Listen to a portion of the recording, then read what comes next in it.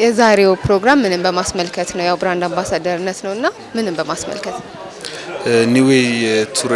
ኒዌይ ኢትዮጵያ ቱር ኤንድ ትራቭል ነው ብራንድ አምባሳደር ያደረገኝ።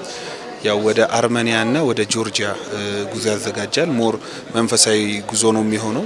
በአርሜኒያ የቅድስት አርሴማ ገዳምና ሌሎችም ጥንታዊ ገዳሞች አሉና ወደዛ ጉዞ ይዘጋጃል። እሱን እኔን እንዳስተዋውቅላቸውና ብራንድ አምባሳደር እንደሆን ዛሬ ተፈራርመናል ማለት ነው ለአንድ አመት። አንተ ብራንድ አምባሳደርነትህን ከነሱ ጋር ለመስማማት ብቁ ነው ብለ ያልክበትና የወሰንክበት ምክንያት ነው? አንደኛ መንፈሳዊ ጉዞ መሆኑ እንድመርጠው አድርጎኛል። ከዛ ባለፈ ደግሞ ቼክ ማድረግ ያለብኝን ነገሮች በሙሉ ቼክ አድርጌያለሁ፣ ህጋዊ እውቅናቸውን። ምክንያቱም የሚፈጠሩትን ምን ሰማቸው እንትኖች ስለነበሩ እኔ ብራንድ አምባሳደር ሲሆን ማጣራት ያለብኝን ነገሮች አጣርቼ ነው የገባውበት ማለት ነው። በእነሱ በኩል ያለውን አዲስ ካምፓኒ ነው፣ ግን ብዙ ኖረዋል፣ እዚህም ሀገር የኖሩ ናቸው ባለቤቶቹ፣ ኢትዮጵያውያንም አርሜናውያንም ስላሉበት ከነሱ ጋር በደንብ አውርተንበት ነው የገባውት።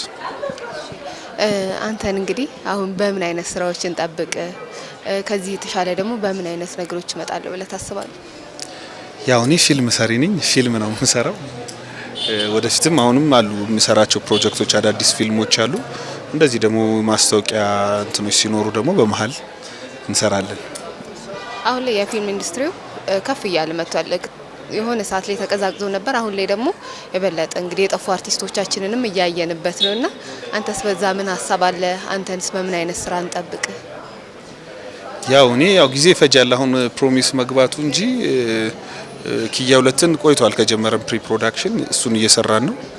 እንደ ፊልም ደግሞ እንዳልሽው አሁን በጣም አድጓል። ፕሮዳክሽን ላይም በጣም በትልቅ ሌቭል እየተሰራ ነው የሚገኘው። ስክሪፕትም በጣም በድፍረት የሚጻፍበት ጊዜ ነው አሁን።